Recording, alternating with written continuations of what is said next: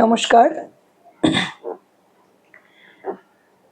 আমাদের জীবনে আমরা রিয়াল লাইফে অনেকেই অনেক রকম ঘটনার সাক্ষী থাকি, কিন্তু সবসময় সাক্ষী থাকলেও সেই কথাগুলো মানুষের মুখের ওপর সবসময় বলা উচিত না, যেহেতু মুখের ওপর কথা বললে লোকে বলে যে শত্রু বৃদ্ধি হয়। কথাটা সত্যি, উচিত কথায় শত্রু তো বৃদ্ধি হবেই।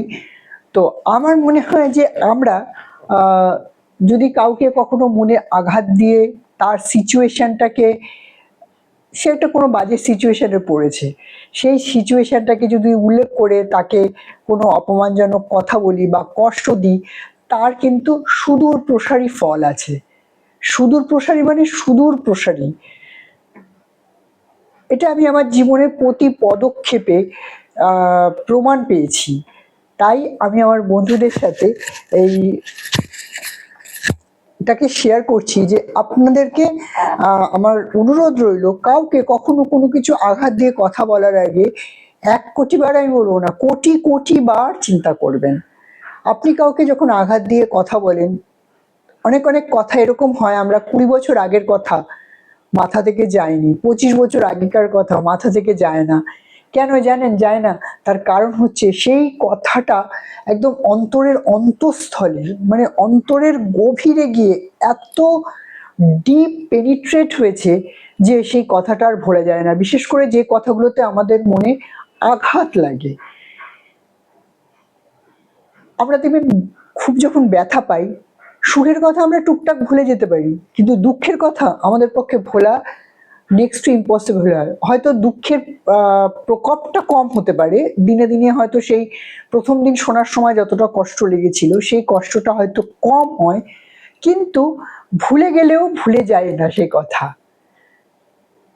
আর আমি দেখুন, পাপ পুণ্য বলে কিছু হয় না বলে অনেকেই হয়তো যারা মানেন না তারা হয়তো বলবেন, কিন্তু আমি আমি বিলিভ করি যে আমি যদি কাউকে মনে আঘাত দিয়ে কথা বলি, তার যে পরিণামে যে আঘাত আমার জীবনে আসতে পারে সেটাই পাপের ফল বলে আমি নিজে মনে করি। এবং আমি দেখেছি এরকম অনেক ঘটনা আমার জীবনে ঘটেছে যে কিছু মানুষ এমন কিছু কথা বলেছে যে আমার অন্তরের অন্তঃস্থলে এমন গেঁথে আছে যে আমি কোনোদিনও ভুলিনি এবং তাদের কোনোদিনও খারাপ চাইনি। কিন্তু ঘটনাক্রমে দেখা গেছে যে সে বা তার পরিবার বা তার একদম নিকটজন প্রিয়জন সেই সেম যে ঘটনার নিয়ে আমাকে ব্যঙ্গ করা হয়েছিল বা আমার পরিবারকে ব্যঙ্গ করা হয়েছিল বা আমাকে পার্সোনালি আঘাত করা হয়েছিল, সেই সেম জিনিস তার পরিবারে ঘটছে এবং দিনের পর দিন ঘটছে। হয়তো কোনো একটা এমন কর্ম হয়েছিল যেটা আমার নিজের দ্বারা ঘটিত হয়নি, কোনো একজন সেই ঘটনাটা ঘটিয়েছে, তাতে হয়তো আমি সেম ফিল করছিলাম কেননা সে আমার নিজের লোক। আবার আমার নিজের লোকেরাই ডেকে আমাকে এবং আমার পরিবারকে বলেছে যে আমাদের জন্য তাদের মাথা হেট হয়ে যাচ্ছে। অনেক বছর পর, জানেন তো, 30 বছর পর দেখা গেছে সেম ঘটনা তাদের পরিবারে হচ্ছে।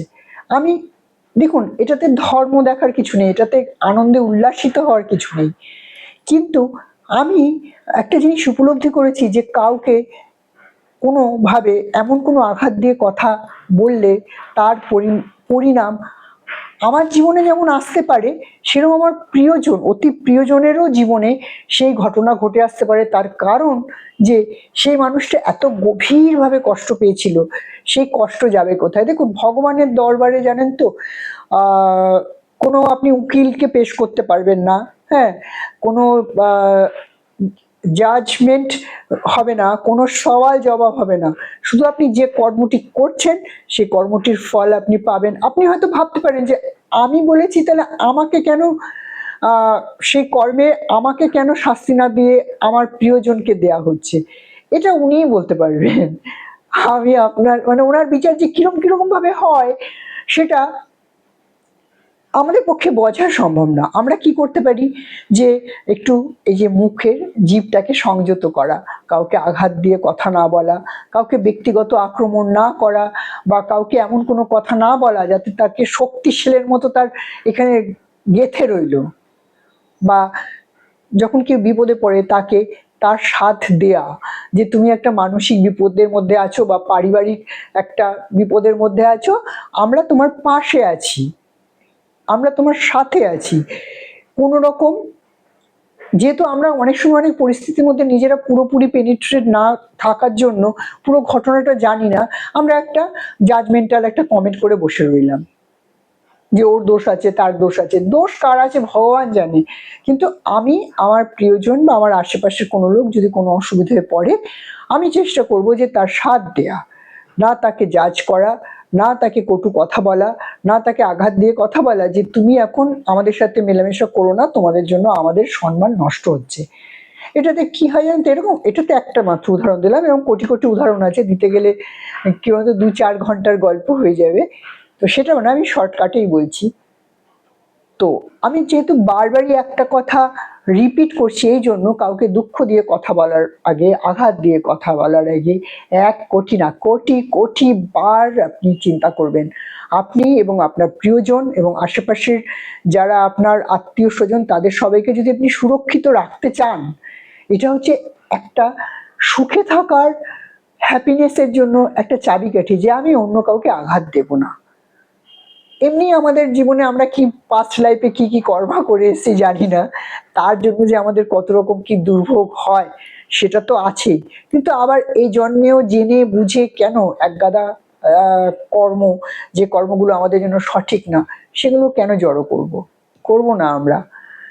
তো আমি আমার বন্ধুদের কাছে রিকোয়েস্টই বলতে পারেন, তার কারণ হচ্ছে আমার এখন পরিবার যেহেতু বিশাল পরিবার, আপনাদের সবাইকে নিয়ে আমার পরিবার, তো আমার তরফ থেকে আপনাদেরকে সাবধান করে দেওয়ার জন্য এবং মাথায় কথাটা দিয়ে দেওয়ার জন্য, এবং আপনি যদি নিজে চোখ খুলে বিচার করেন, আপনিও 2-4টে ঘটনা বা 2-4টে এরকম মানে ঘটনার ইয়ে পেয়ে যাবেন, আপনার জীবনে প্রমাণ পেয়ে যাবেন যে হ্যাঁ হ্যাঁ, এটা তো আমি এরকম বলেছিলাম, তার পরিপ্রেক্ষিতে আমি এই কষ্টটা পেয়েছিলাম। যে আপনাকে কষ্টটা দিয়েছিল সে এবং তার পরিবারের লোক সেই কষ্টটা পাচ্ছে। তাই আমাদের সাবধান থাকাটা খুব জরুরি, খুব খুব। যে কর্ম করে এসেছি তার তো জানা নেই, মনে পড়েনি কিছু। এই জন্মে তো এখন জ্ঞান বুদ্ধি বিদ্যা সকল কিছুই আছে। তো আমার কাজ আপনাদেরকে জানানো, আপনারা সেটা করবেন কি করবেন না সেটা হচ্ছে আপনাদের ইচ্ছে। ভালো থাকবেন, পরিবারের সকলকে নিয়ে সুখে শান্তিতে থাকুন, মিলেমিশে থাকুন, আর আঘাত দিয়ে কথা বলা বন্ধ করুন। নমস্কার।